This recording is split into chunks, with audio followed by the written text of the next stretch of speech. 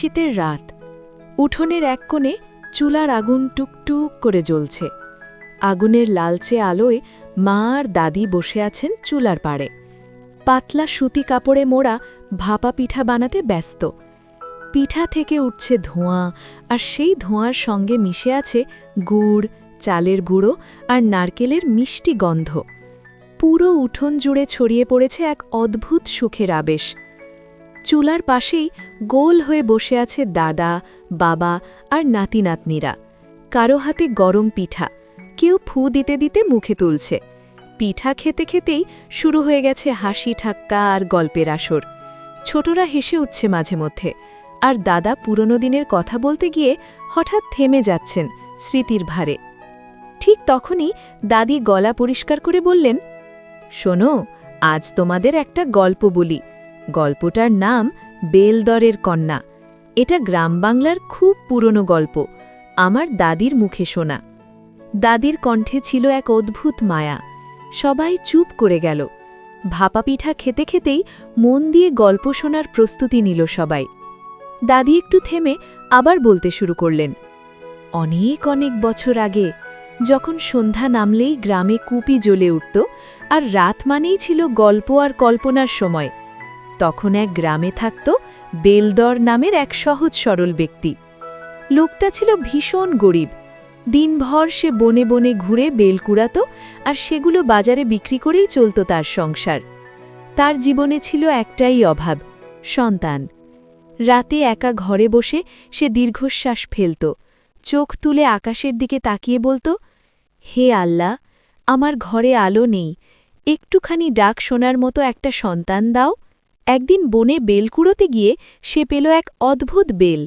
বেলটা ছিল সাধারণ বেলের চেয়ে বড়, আর তার ভেতর থেকে বের হচ্ছিল মৃদু আলো। হঠাৎ সে শুনতে পেল এক কোমল কণ্ঠ, ভাঙিও না রে, ভাঙিও না, ভয় করিস না বাবা, বেলের কোলে জন্ম আমার, তোরই ভাগ্যের সাধা। ভয়ে কেঁপে উঠলেও সেই কণ্ঠে ছিল মায়া আর আপনতা। বেলদর বেলটা বুকে জড়িয়ে বাড়ি নিয়ে এলো। সেই রাতেই এক অলৌকিক মুহূর্তে বেলটা ফেটে বেরিয়ে এলো এক অপূর্ব সুন্দরী কন্যা। মেয়েটি মমতায় জড়ানো কণ্ঠে তাকে বাবা বলে ডাকতেই বেলদরের চোখ ভিজে উঠল। সে ফিসফিস করে বলল, আজ আমার ঘরে আলো জ্বলল। মেয়েটার নাম রাখা হল বেলকন্যা। বেলকন্যা ছিল অদ্ভুত এক সত্তা। দিনের বেলা সে থাকত বেলের ভেতর, আর রাত হলেই মানুষ রূপে বেরিয়ে আসত। প্রতিদিন ভোরে সে বাবাকে বলত, সূর্য উঠলে লুকাই আমি বেলের মাঝে ঘুম, চাঁদ উঠলে ডাক দিও গো, ফিরব আমি ঝুমঝুম। এই রহস্যের কথা বেলদর কাউকে জানাত না। সে জানত এই কন্যা কোনো সাধারণ মানুষ নয়। একদিন সেই গ্রামে এলো এক রাজপুত্র।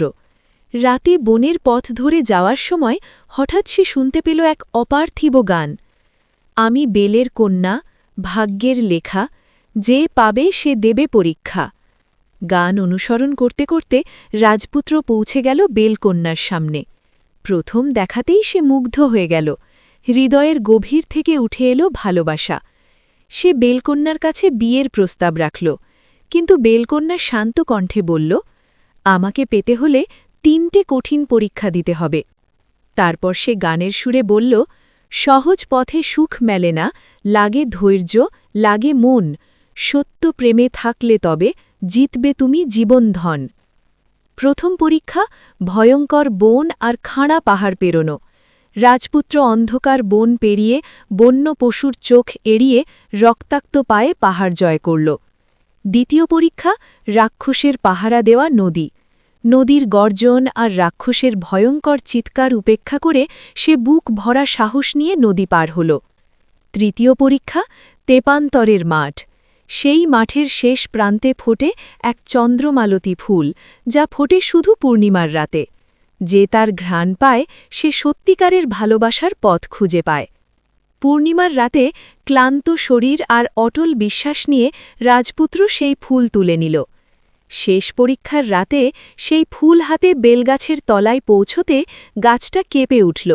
এক বিকট শব্দে বেল ফেটে বেরিয়ে এলো বেলকন্যা। এবার আর কোনো অভিশাপ নেই।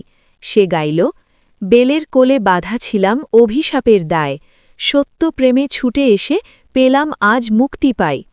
বেলদর কাঁদতে কাঁদতে কন্যাকে রাজপুত্রের হাতে তুলে দিল। এরপর তারা পাড়ি জমাল রাজপ্রাসাদের দিকে। রাজা সব শুনে মহা আড়ম্বরে তাদের বিয়ের আয়োজন করলেন।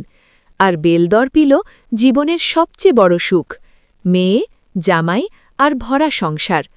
লোকেরা বলে আজও নাকি গভীর রাতে বেলগাছের পাশে দাঁড়ালে শোনা যায় এক মৃদু গান, বেলফল ছোট, গল্প বড়, বিশ্বাস রাখো মন, পুরনো কথা বাঁচিয়ে রাখো, তাতেই গল্পের জীবন। এই ছিল বেলদরের কন্যার গল্প। বাইরে তখন পূর্ণিমার চাঁদ, চাঁদের আলোয় উঠোন ভরে গেছে। হালকা শীতের বাতাসে কাঁপছে গাছের পাতা। দূর থেকে ভেসে আসছে ঝিঝি পোকার ডাক। চুলার আগুন আর পরিবারের ভালোবাসায় শীত যেন কাউকে ছুঁতে না পারে। সেই রাত পিঠার স্বাদ, দাদির গল্প আর পূর্ণিমার আলো হয়ে রইল এক আজীবন মনে থাকার স্মৃতি।